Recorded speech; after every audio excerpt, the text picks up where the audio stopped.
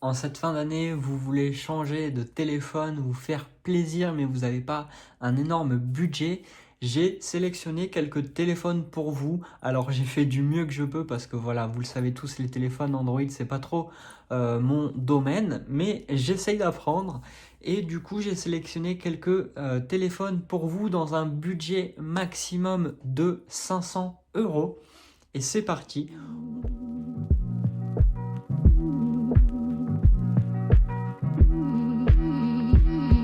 On commence de suite avec le Poco X6 Pro. Donc là, ça va être un téléphone qui va être parfait pour tous les gamers sur téléphone mobile. Donc vous pourrez jouer très confortablement et pendant de très longues heures grâce à sa puce Dimensity 8300 Ultra. Mais attention parce que il a tendance à un petit peu chauffer. Sur ce Poco X6 Pro, vous aurez quand même un écran avec un taux de rafraîchissement de 120 Hz, de la charge rapide 67 watts et une bonne batterie de 5000 mAh. Donc ça fait extrêmement plaisir.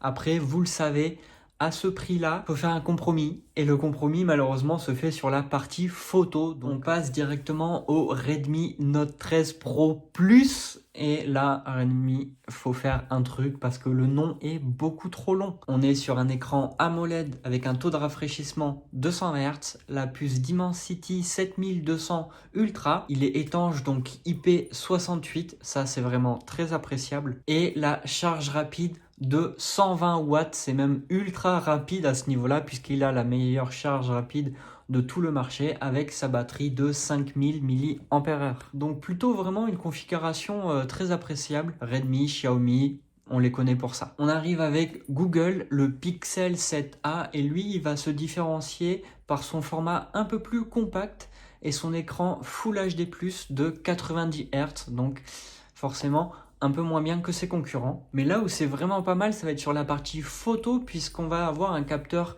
photo arrière de 64 millions de pixels et une caméra selfie de 13 millions de pixels à l'avant, qui va quand même permettre de prendre des belles photos. Il va disposer de la charge à induction, donc la charge sans fil, ça c'est plutôt cool, et une charge rapide, je mets vraiment des gros guillemets puisque on est sur du 18 watts seulement et par rapport à la concurrence, c'est très peu. On passe directement avec Samsung et le Galaxy A35. Donc là, c'est vraiment très intéressant ce que Samsung nous propose sur ce milieu de gamme avec le A35 puisqu'il nous propose 5 ans de mise à jour jusqu'à Android 18. Donc pour ceux qui veulent vraiment garder leur téléphone très longtemps et qui n'ont pas forcément un énorme budget à mettre dedans, là vous pouvez faire confiance à Samsung. On est sur du milieu de gamme qui reste quand même très confortable et très appréciable puisqu'on est sur un écran AMOLED Full HD+ de 120 Hz. Donc ça c'est vraiment cool. Et puis on va pas se mentir, quand même, Samsung, pour ce tarif-là, ils nous ont fait un téléphone avec de très belles finitions. Et là, c'est juste un petit bonus. On est toujours chez Samsung avec le Galaxy A55. Donc, c'est le modèle juste au-dessus du A35. Mais en réalité, c'est un peu le même téléphone selon moi. Il n'y a pas vraiment de grosses différences entre les deux modèles. Mais je vais quand même vous les énumérer. On a un processeur qui est plus puissant puisque c'est la génération d'après. On a plus de RAM aussi vu qu'on est passé sur du 8 Go au lieu de 6 Go. Forcément, il y a une meilleure caméra selfie aussi pour se prendre en photo. Vous avez aussi la possibilité avec votre Samsung de faire des appels vidéo. Vous avez la prise en charge de la eSIM, ça c'est vraiment cool. Moi, c'est ce que j'ai personnellement sur mon iPhone 15 Pro. Et puis, vous avez aussi le choix entre différentes capacités de stockage, 128 ou 256 Go de stockage, alors que sur le A35, vous êtes limité à du 128. Le Nothing Phone 2, alors là, c'est une petite découverte. C'est vrai que j'avais entendu parler du Nothing Phone première génération. Ça avait fait du bruit et pas qu'en bien, justement. Et là, j'ai appris qu'ils avaient sorti un deuxième modèle, donc pourquoi pas vous le proposer vu qu'on est dans le budget, voire même un peu moins. Et c'est vraiment un téléphone, même les fabricants veulent que ça soit un téléphone totalement différent des autres, vu qu'il a son propre système d'exploitation, qu'on est sur un dos transparent et un style vraiment futuriste. Vraiment, moi, rien qu'à voir, j'adore ça. Il dispose d'une batterie de 5000 mAh, d'un processeur qui se nomme le Snapdragon 8 Plus Gen 1. Donc non, quand même assez compliqué à dire, mais c'est un très très bon processeur d'ailleurs. C'est là-dessus que Samsung est passé après avoir abandonné leur propre processeur, les Exynos, qui chauffaient énormément. Et en étant passé sur les Snapdragon, bah, ça a résolu pas mal de leurs soucis. Donc vraiment, valeur sûre. Vous avez ensuite deux appareils photo à l'arrière, des caméras de 50 millions de pixels et une caméra selfie de 32 millions de pixels. Donc vraiment, niveau configuration, je pense qu'on est pas mal. Et il peut également filmer en 4K 60 images par seconde. Franchement, je pense qu'on est bien.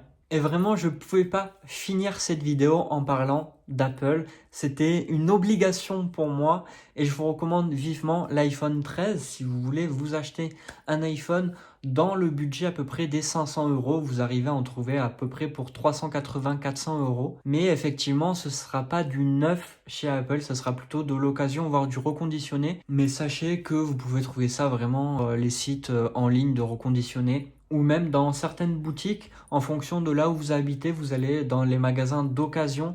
Et c'est ce que je vous avais dit dans une de mes vidéos, quel iPhone acheter en fin 2024 ou début 2025, quelque chose comme ça, où je vous parlais vraiment de tous les iPhones que moi, je vous recommande. Je vous mets le petit i ici pour aller voir cette vidéo, très important. Et donc sur cet iPhone 13, qu'est-ce qu'on a? On a l'écran OLED Super Retina XDR, on a la puce A15 Bionic qui est encore super puissante et super performante à l'heure actuelle. Vraiment, je le répète, mais cet iPhone 13 c'est vraiment une pépite, même encore en 2024, voire début 2025. Vous avez une batterie de 3240 mAh, alors ça peut paraître peu comme ça, mais croyez-moi, ça fait le taf. Vous avez trois choix de stockage différents, 128, 256 et 512 Go, mais vraiment, le must du must chez Apple, c'est leur optimisation logicielle qui est incroyable. Et j'avais fait le test une fois en comparant vraiment un iPhone avec justement la batterie de 3240 mAh, puisque c'était l'iPhone 13 ou c'était peut-être le Pro Max, donc peut-être un poil plus de batterie autour des 4000 mAh, et un Android avec 5000 mAh de batterie. Eh bien, l'iPhone avait plus de batterie.